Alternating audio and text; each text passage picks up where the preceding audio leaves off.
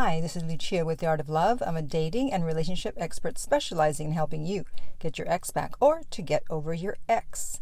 This week, I want to talk about the person that you should not trust during no contact. The more you trust them, the less likely you are to get your ex back. Who is this person?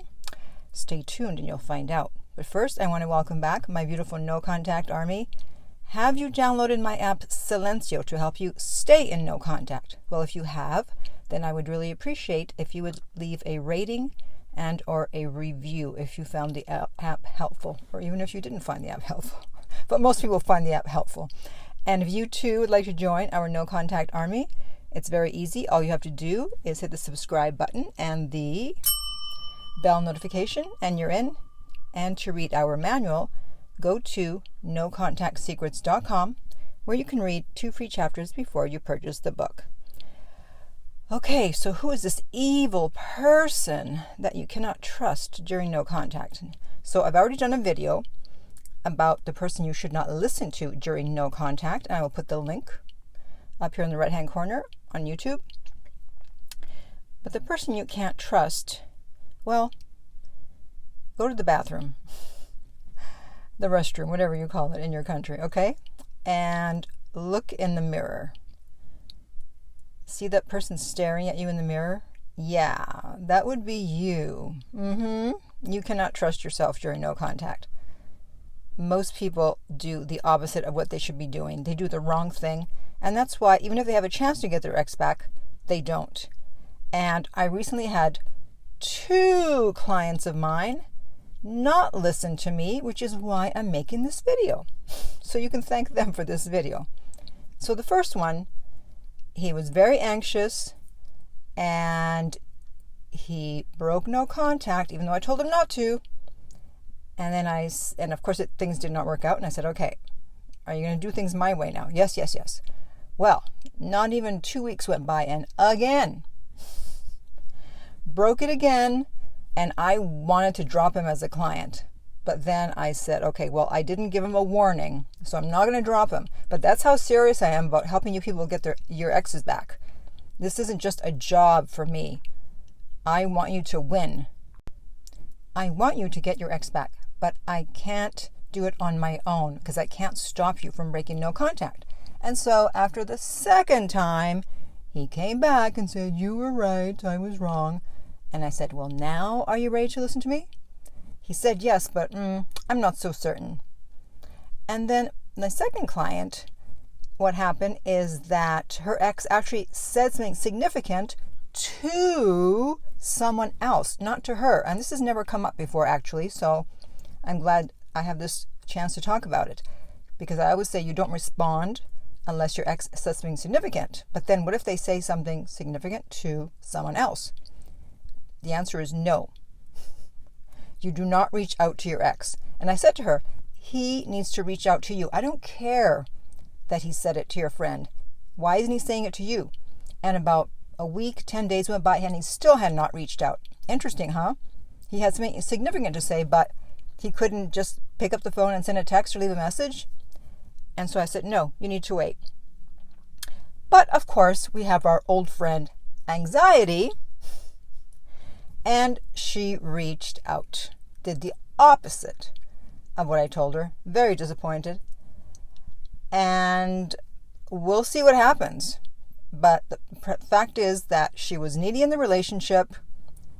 She broke up with him for a good reason. And now she put herself in a position to receive the pet cemetery version of him. If someone knows what the title of that video is that I did where I talked about the pet cemetery version of people, where you get the evil version of people, please put it below. Because I've done so many videos, I don't remember the name of it. But basically, if you break up with someone or they break up with you and you had good reason to break up with them and then you go searching for them, then you just told them that you're not going anywhere. They can treat you any way they want. And you will always be there and you'll come crawling back like the addict that you are. Because when these people are breaking no contact, they are literally not in their right mind. So when you feel like breaking no contact, you are not in your right mind. And you may say, but Lucia, I can get dressed. I can drive my car. I can go to work. I can go on Zoom if I work from home. I can go to the grocery store. What do you mean I'm not in my right mind? Well, I never said you had dementia. When I say you're not in your right mind, I say you're not in your logical mind. You're in your fearful mind, your primitive brain, which is only concerned with survival. And because you have such a strong emotion, such a strong charge regarding getting an X back, your primitive brain thinks that you're in danger. And so it's making you anxious so that you'll take action. It doesn't care about the logical side. It basically hijacks your logical brain, which is why you cannot be trusted to make the right decisions during no contact. Which is why you either need to listen to the videos, my no contact playlist, to keep you in your logical mind when your anxious mind tries to overtake you and have you make the wrong decision and wants you to reach out. Or you need to book a coaching session with me, although even if you do, apparently, as you can see from these two clients, if you have extreme anxiety, you're still not going to be able to do it, unfortunately. And I feel sorry for the people who do have anxiety, because as an avoidant, I don't experience anxiety with relationships or getting an ex back. You know, when I have anxiety, when I have to go to the airport, and I'm always afraid that I'm going to be late, that I'm going to miss the flight. I think it's because when I was 10 and we went to Italy for the summer, and then we were at the Rome airport, we were supposed to fly back to Canada, and we were late, and they called our name, and we heard it, and we're running through the airport, and then they picked us up in a golf cart and took us to the plane, and we made it. So that's what I'm thinking that it goes back to. So that's when I have anxiety, when I have to catch a flight. Other than that, smooth sailing for getting an ex back. So the key here, since you can't trust yourself, is you have to fix that anxiety. So you either go to therapy, take some magnesium, or the one thing that you should be doing, we should all be doing, and those with an anxious attachment style are the most resistant to doing it, and that is you should be meditating. Meditation will help you get into your logical mind when you start to have anxiety. Otherwise, as I've said in a previous video, and I'll put the link up in the right-hand corner, if there is a chance to get your ex back, and you know about no contact, and you break it, and you don't get your ex back, you only have yourself to blame. You could have got your ex back, but you didn't control your anxiety. So please work on your anxiety. Now, I want to hear from you. Which attachment style do you have?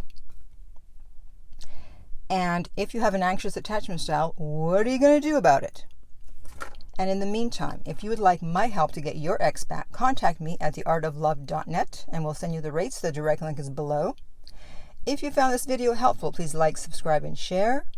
If you're listening to this as a podcast, please rate and review. And finally, remember that love inspires, empowers, uplifts, and enlightens.